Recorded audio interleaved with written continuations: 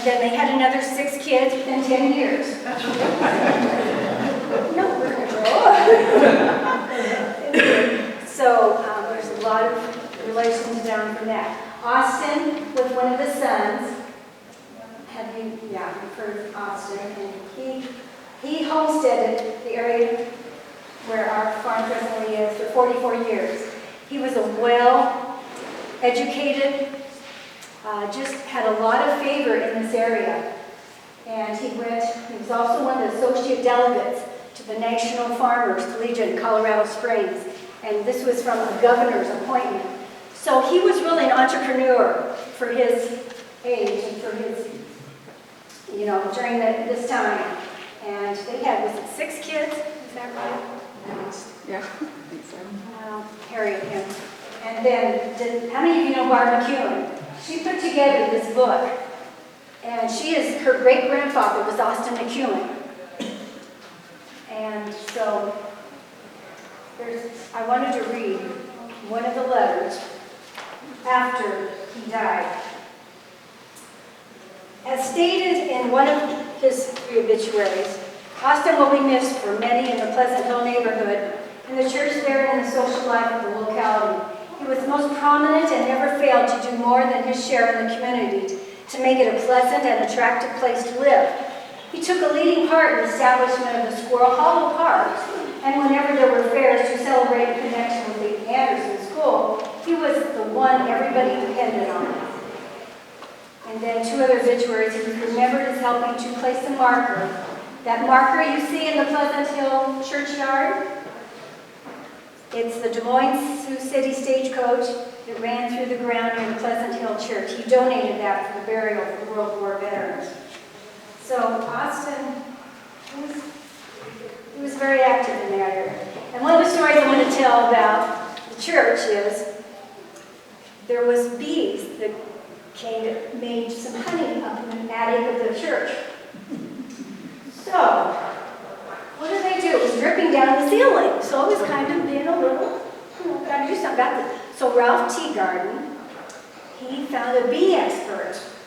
They brought in a queen bee, and they took out the bees and the honey, and then Beth and his wife paid for the repaint the ceiling.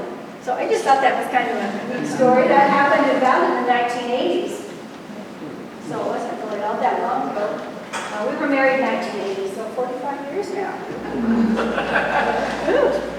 Jerry Emelsizer, he tells the story that during the winter months, during the revival, people were wanting to get baptized. Well, what do we do? So they dug a hole out in the river, and they baptized the people in the water. That's right. He tells me that story. They did it. And Margaret Hamilton, she got an email from Margaret Henderson Ghost Schilling. And she was raised around here. Maybe some of you know her. Anyway, her great-grandfather was Drury P. Anderson, and he's one of the pioneering founders of this church. And she was wanting to come today, but she had other plans. So I think I'm going to turn it over to some more stories from Marianne Carlson. We're really happy to have her today.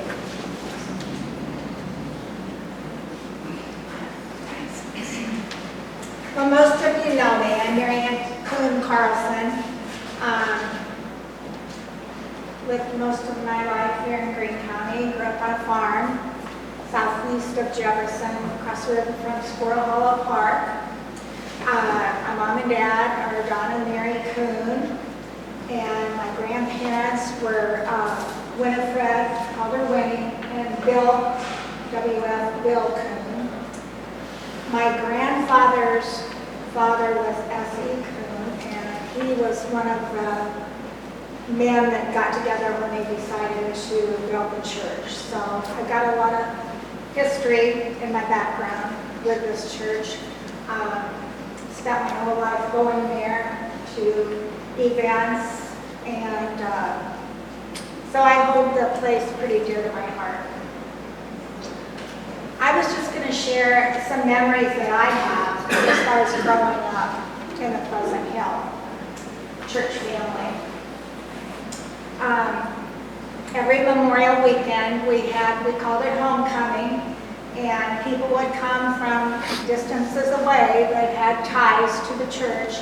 And the Sunday before Memorial Day, we would have a church service followed by a big potluck dinner down in the church basement.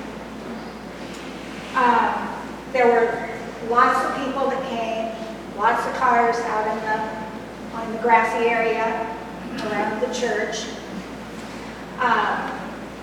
When you walk, the service was held before the potluck, so when you would go up into the sanctuary, the church, there would be big old buckets of flowers across the front there, in front of the podium.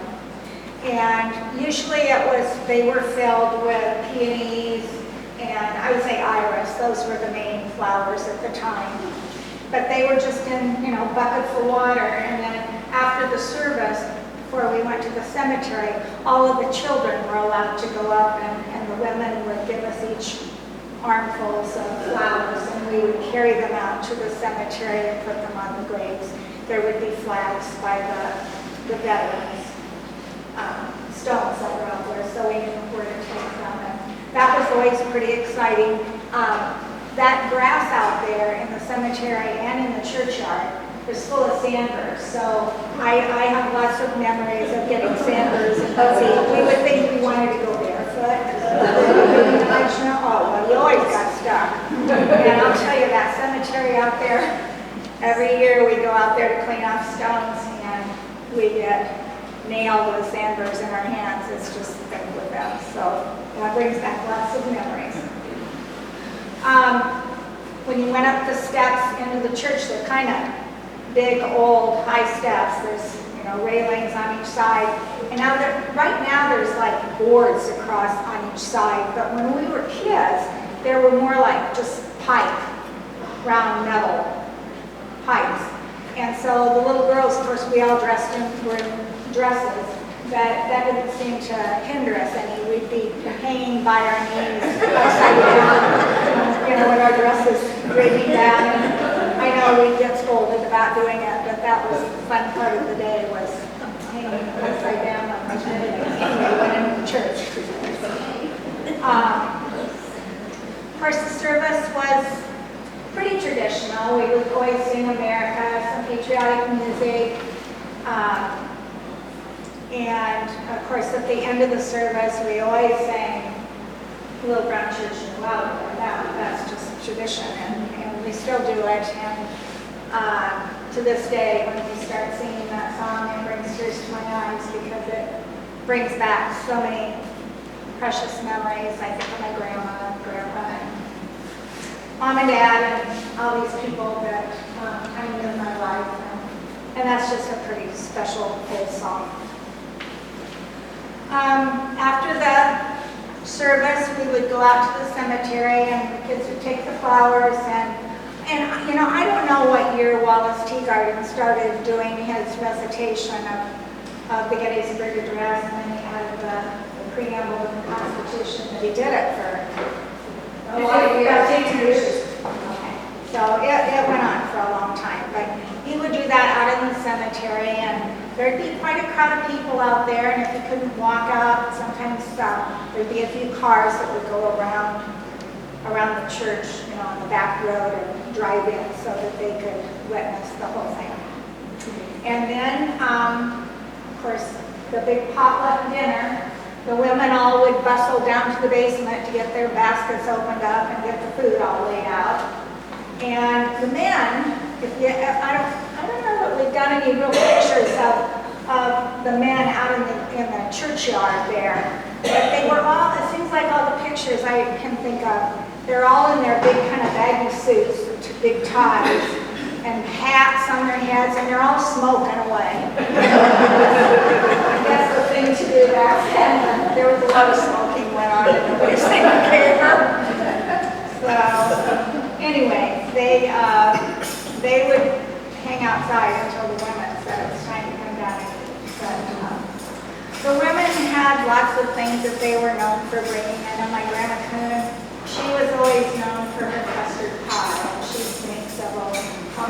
custard pies, and people would be wanting to get a piece of that. Bessie T. Garden, I know she was known for her ancient food cakes. And you did not go home hungry because the place was packed. All those long tables were full of people, and they had their plates piled high. And in latter years, my dad kind of added to the whole thing. Not only were there pies and cakes and all sorts of desserts there, but then he started having homemade popcorn. He had popcorn popper going, and usually Dar Johnston would be running the popper.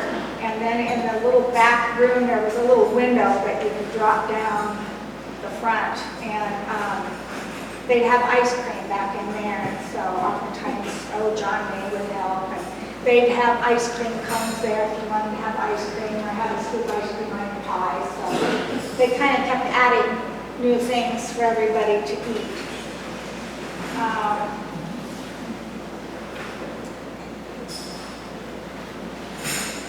Outside, if you needed to go to the bathroom, you got to use the outhouse because that was the only thing that there was, and to this day that's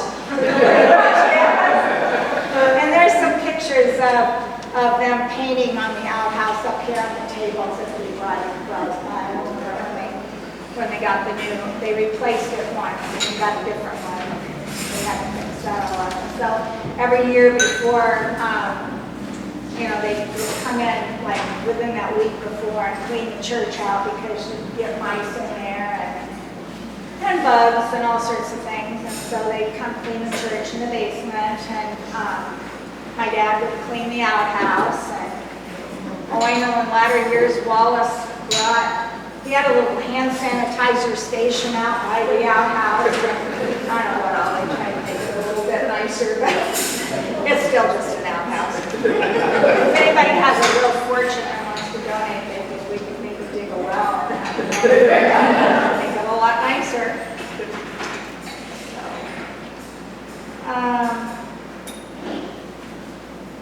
I guess that's most of my memories of the actual homecoming day that we had. It was a pretty full afternoon, and my grandma was so dedicated to keeping that going. And then after she died, my dad kind of picked up the loose ends, and that was kind of